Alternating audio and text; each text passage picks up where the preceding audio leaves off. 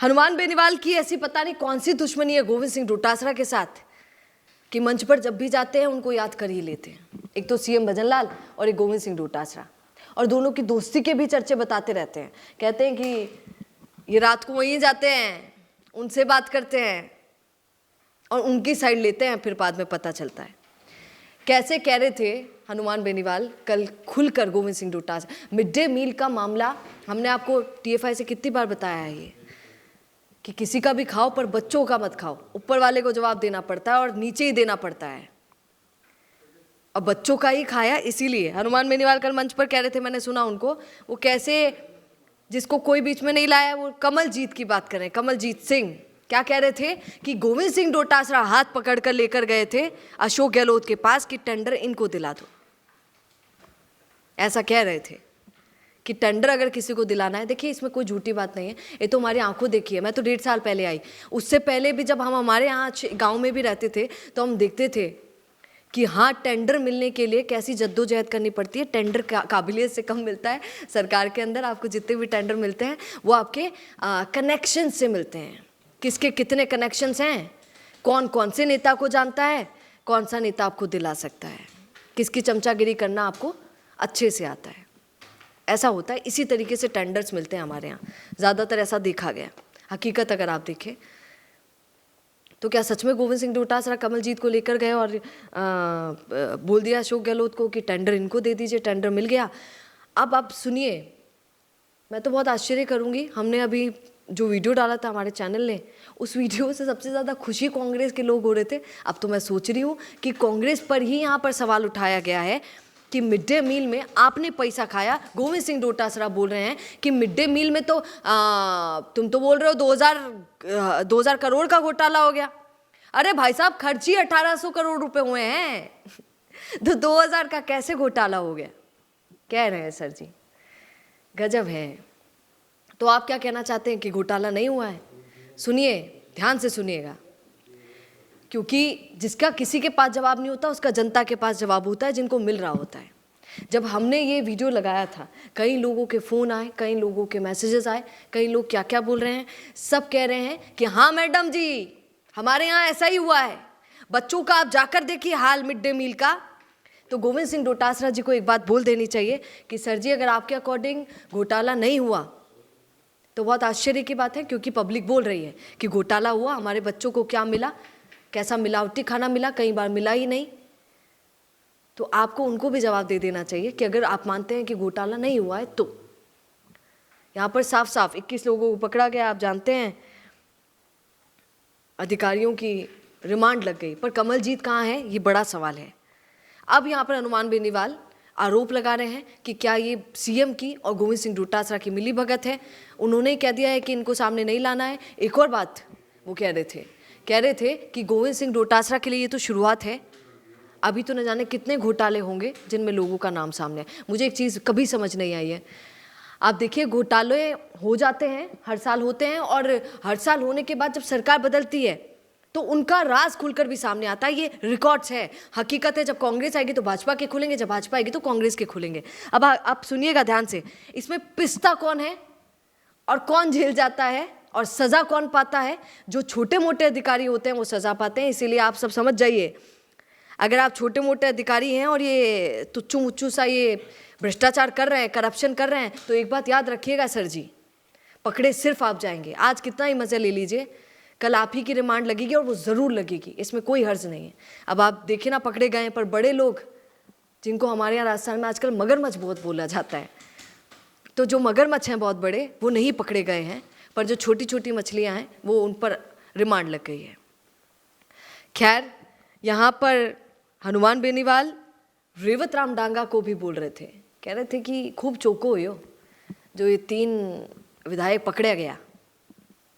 या आजकल ये छोरों को क्या हो गया है, खेतराम बहुत कर रहे हैं तो सर जी को शायद पता नहीं है कि जो छोरे हैं वो खेतराम इंस्टाग्राम पर लिखकर क्यों वायरल कर रहे हैं वीडियोस को, क्योंकि दिया कुमारी जी उप मुख्यमंत्री एक बार जाकर मंच पर बोल दी थी। मैं भी भूल नहीं पाती हूँ, पता नहीं, क्योंकि मैं भी खूब हंसी थी जब ये पता चला था। उन्होंने भी एक बार यही बोल दिया था मंच पर खड़े होकर कि हमारे खिमसर के प्रतिष्ठित विधायक साहब खेतराम डांगा, तो सब चौंक गए थे। रेवत राम जी भी 2 मिनट के लिए चौंक गए थे, यार बदल गया क्या विधायक, माँ को नाम तो रेवत राम, ये खेतराम कौन आया। तो तब से ही लोग खेतराम डांगा उनको करने लगे हैं। खैर उनका क्या होगा वो तो भगवान ही जानता है, और शायद भाजपा तो बहुत अच्छे से जानती है, ईश्वर से भी पहले अगर कोई जानता होगा कि उनका क्या होगा तो वो भाजपा है जो जानती है, शायद माफ़ करने की कगार पर है। ये छोड़ दीजिए, इस पर बाद में बात करेंगे। अब आप इस मिड डे मील पर जो इतना घमासान खड़ा हो गया, इस पर क्या कहेंगे, कमेंट जरूर कीजिएगा और बने रहिए द फैक्ट इंडिया के साथ। नमस्कार। इतने आरोपी नहीं है, जो कमलजीत इस फर्म का मालिक है, उस कमलजीत को अशोक गहलोत से मिलवा के अगर मिड डे मील का ठेका दिलाया, वो कांग्रेस के प्रदेश अध्यक्ष गोविंद सिंह डोटासरा ने दिलाया था। उनके खिलाफ एफआईआर क्यों नहीं है? क्योंकि भजनलाल दोनों मिले हुए हैं। क्यों सर, में डोटासरा जी ने भजनलाल को ऑब्लाइज किया, 5 सीटों में कांग्रेस की जमानत जब्त हुई, उस पुरस्कार के रूप में कि देखो हमने आपको निकाल दिया, 5 को डाल दिया। भाई मैं ये नहीं कह रहा हूं, ये वो लाल डायरी कह रही है, जिसके पहले पन्ने पर लिखा हुआ है लाल डायरी के कि डोटासरा जी कमलजीत को लेके अशोक जी के पास पहुंचे और अशोक जी ने आंख बंद करके ठेका दे दिया। ये 2,500 करोड़ क्या है आपको पता है? 2,500 करोड़ कितना होता है? वो कमलजीत तो साइकिल पे घूमता था पहले, 200, 500, 1,000 करोड़ का आदमी है कितना। और ये पैसा किनका था? ये गरीब हमारे बच्चे जो स्कूल के अंदर जाते हैं, उनको पौष्टिक भोजन नहीं मिले, बीमार हो जाए, घटिया दर्जे का खाना दो उनको, ईश्वर माफ नहीं करेगा। आखिर फंस गए ना, बहुत हंस रहे थे, हनुमान जी की पत्नी को हरा दिया हे। अबे ये आ गया घोटाला, अभी तो एक आया है, 4 और आएंगे, आरपीएससी का आएगा, दूसरा आएगा, कौन मदद करेगा बताओ? क्योंकि आपने नूता डाल दिया, और मेरे पास तो नूता नहीं भी डालते, मेरे सामने तो कोई भ्रष्टाचार मुझे दिख जाता है तो निश्चित रूप से उस भ्रष्टाचार के खिलाफ मैं बोलता हूं, क्योंकि मेरी पार्टी का गठन इस भ्रष्टाचार के खिलाफ किसान जवान की ताकत बनके, जवान किसान की सत्ता में भागीदारी।